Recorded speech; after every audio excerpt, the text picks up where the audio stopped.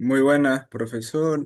Nosotros somos el grupo número 10 y este va a ser el video del taller número 3 sumativo. El problema uno nos da una función que es de cuatro variables que va a ser igual al determinante de una matriz 2 por 2. Y el literal A nos pide encontrar el polinomio de Taylor de primer orden de f alrededor del punto 2 3 menos 1 5. Bueno.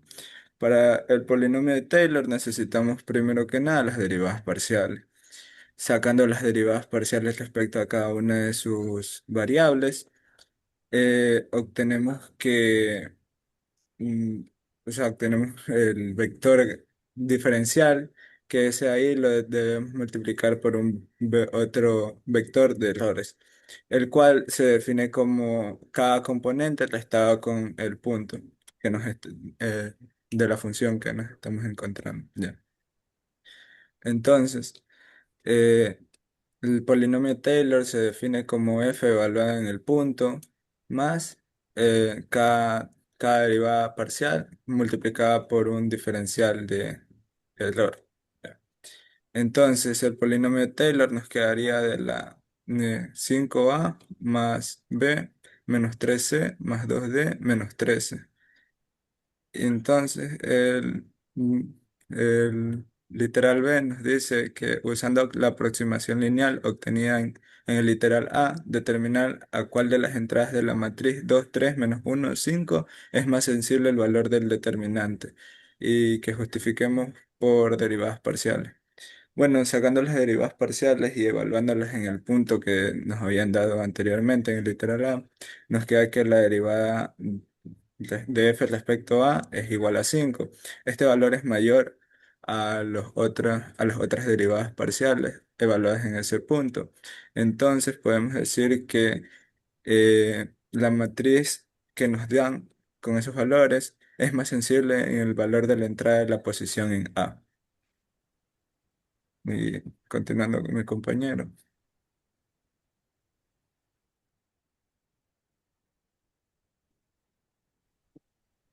Bien, en el problema 2 nos dan una función que es una integral evaluada de cero hasta x cuadrado más y de una función que es t por coseno de xt. Nos piden que calculemos pues la función evaluada en cero cero y sus derivadas parciales evaluadas en cero cero. La función evaluada en cero cero, como los límites se nos transforman, los límites de la integral se nos transforman de cero a cero, sabemos que esa integral va a dar cero, entonces por lo tanto la función evaluada en ese punto va a ser igual a cero. Para sacar las derivadas parciales usamos la regla de Leibniz, que nos dice que cuando tenemos una función de tipo que es integral, donde sus límites son funciones también, para derivarla, pues usamos la regla que nos dice que es la función evaluada en x, coma el límite superior, por la derivada del límite superior, más la función evaluada en el límite de x evaluada, coma el límite inferior, por la derivada del límite inferior, más la integral de eh, la derivada parcial de x del argumento de la función evaluada en los límites que son funciones a su vez a sub x y b de x. Entonces, usando esa regla de Leibniz, podemos encontrar las derivadas parciales de x y de y. Y volviendo a usar otra vez, asimismo, podemos encontrar las segundas derivadas parciales al derivar nuevamente la función que ya había sido derivada. Así hallando pues la derivada parcial la segunda derivada parcial de x con respecto a x, la segunda parcial de y con respecto a y las cruzadas, que en este caso como son funciones continuas y diferenciables, van a ser iguales. Ahora ahora en el literal C nos piden hallar el polinomio de Taylor de segundo orden en el punto cero cero y hace la aproximación de 0,1 y 0,2 en X y Y. Aquí no nos piden básicamente derivar otra vez, sino usar los literales A y B para formar el polinomio de Taylor de segundo orden, tal como está en la imagen. Y luego de haber creado ese polinomio de segundo Taylor, esa es la ecuación para aproximarlo, 0,1 y 0,2, tal como está ahí en la imagen, haciendo ya el resultado 0,02. Eh, Ahora en el literal C, en el literal 3, perdón.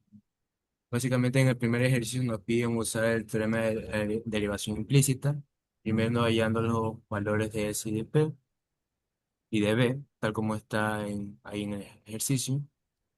Ahí se calcula la ecuación dada en el ejercicio previamente, demostrando así que la derivación en esos puntos da como resultado igualmente las dos funciones igualadas.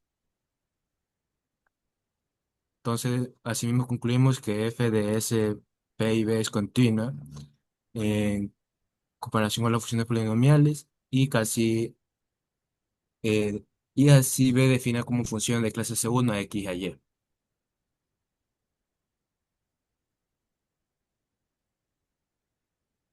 Y a continuación mi compañero.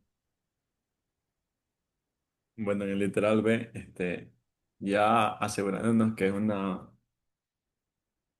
se puede utilizar la derivación implícita, entonces nos piden encontrar el polinomio de Taylor de primer orden en el punto 0,1. Entonces definimos esta función en función de v, siendo la función v 0,1, y nos piden la derivada parcial de v con respecto a la derivada parcial de x en el punto 0,0 por su diferencial de x y lo mismo para y. Entonces, evaluándola en el punto 0,1 nos da un resultado o un valor de 1. Ahora, buscando las derivadas parciales, de forma implícita sería que la derivada parcial de x de la función con respecto a x y luego con respecto a v, o sea, dividiendo para la de v, ¿no? Entonces, haciendo todo este proceso, tenemos los siguientes resultados y luego evaluándolas en el punto que nos dieron, nos da un resultado que es 3 sobre 3 más Euler y luego el otro que también sería menos 2 sobre el logaritmo natural de 10 por 3 más Euler. Ahora, entonces, conformando o formando este Taylor uno nos quedaría que es uno, o sea, la función evaluada en ese punto, más la primera derivada parcial por su diferencial que es x menos x sub cero. Pero como x sub cero es cero, entonces nos quedaría solo x. Menos la derivada parcial con respecto a y, evaluándola también por su diferencial de y, siendo y menos y sub cero, donde y sub cero es uno. Luego, haciendo esa multiplicación nomás, y ya nos quedaría eso. En el literal C nos piden que usemos la aproximación lineal del literal B y que evaluemos para los valores de 0,1 y 1,005, ¿ok? Entonces, oye, espérate, me había olvidado que había un literal más, Robinson. Bueno, el literal se nos pide que usemos la aproximación lineal en el literal B y estimemos en un valor de 0,1 y 1,05. Entonces ya en vez de utilizar el Taylor que utilizamos en 0,1, ahora lo utilizamos mejor, o por lo que nos piden, mejor dicho, en 0,1 y 1,05.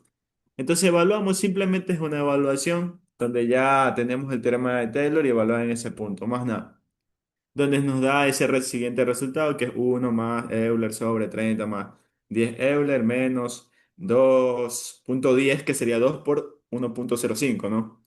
Ya, y sobre el logaritmo natural de 10 por 3 más Euler más 2 sobre 10 por logaritmo natural de 10 por 3 más Euler, ¿ok? Entonces, En el literal D del problema 3 nos dice que supongamos que el glaciar se encuentra actualmente en el punto 01 y que el equipo de monitoreo detecta que la pendiente S aumentará en 0,05 unidades y y la presión disminuirá en 0,02 unidades. Según el modelo lineal, la velocidad del hielo disminuirá o aumentará. Este cambio es significativo en términos porcentuales y pide que justifiquemos nuestra respuesta usando el plano tangente y que comentemos la validez de esa estimación. El compañero lo va a explicar. ya, muy bien. Entonces, esos valores que nos dieron son diferenciales, ¿no? Son variaciones, ¿no? Entonces nos queda que la variación de la pendiente de 0,05 y la de la con respecto a P sería 0,02 menos 0,02 porque está disminuyendo. Ya. Entonces, para sacar este plano tangentes tenemos que el gradiente con respecto a la función U1, ¿no? Es mal. Entonces, ¿cómo obtenemos el plano tangente? Ya, haciendo una multiplicación por esos diferenciales.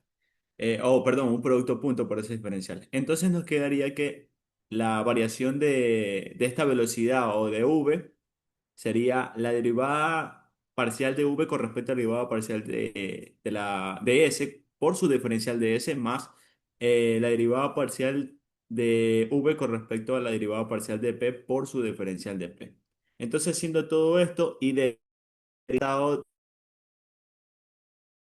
de s y la derivada de p la obtuvimos en los literales anteriores. Entonces, simplemente reemplazamos con lo que ya habíamos obtenido y evaluamos en ese diferencial o en esa variación que nos dieron. Y es simplemente una evaluación. En este caso, yo lo que hice fue sacar un factor común que era el 3 más Euler, y simplemente hice la evaluación adentro. Aquí no hice el proceso, pero este valor que nos da aquí de menos 0,05 menos esa multiplicación es un valor muy pequeño. Entonces, esta variación de velocidad nos va a dar un valor negativo y menor a cero, o sea, es un valor pequeño. Entonces, si también quisiéramos el error porcentual, simplemente haríamos una multiplicación por 100 y ahí tendríamos ese error porcentual. Pero analizándolo de esta forma con la variación de la velocidad siendo negativa o menor a cero, podríamos determinar que esta velocidad del hielo va a disminuir y ese sería el resultado para el literal de.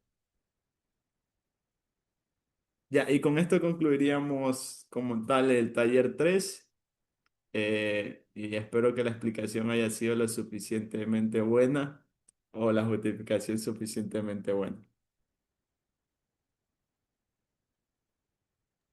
O démonos de baja, loco.